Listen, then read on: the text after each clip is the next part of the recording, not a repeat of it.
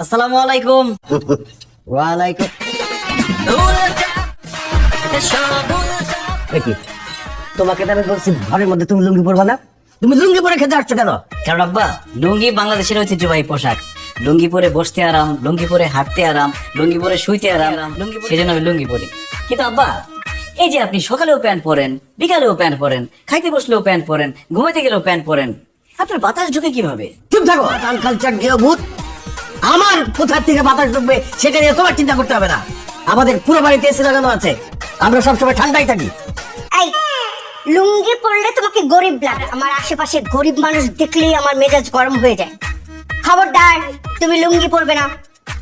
আর তুমি আমার মতো সুন্দর পোশাক আশাক পরবে, তাতে তোমাকে স্মার্ট লাগে। কিছু মনে করবেন না আম্মা, আপনি এই বয়সে যেরকম সাজগোজ আর মেকআপ মাইরা থাকেন, আপনাকে দেখতে কিন্তু স্মার্ট লাগে না। আপনাকে দেখতে মনে হয় স্টার জলসার কুটনি শাশুড়ি।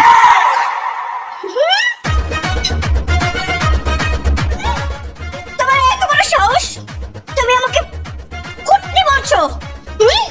আমাকে দেখতে কুটনি লাগে?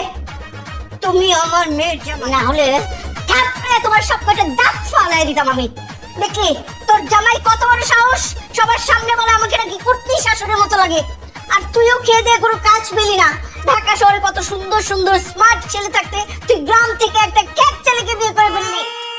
মা কি করবো বলো, ভার্সিটিতে তো খুব ভালো স্টুডেন্ট ছিল, চাইছিলাম, কিন্তু যখন প্রেমের প্রস্তাব দিছি সে বলছে না আমি ডিরেক্ট বিয়ে করবো, এর জন্য বিয়ে করে ফেলছি। তখন কি আমি জানি সে এরকম খ্যাত? বিয়ে যখন করেছিস তখন ইলেকট্রনিক বানা, স্মার্ট বানা। এই জিনিসকে নিয়ে তো কোথাও গেলে মান সম্মান কিছু থাকবে না।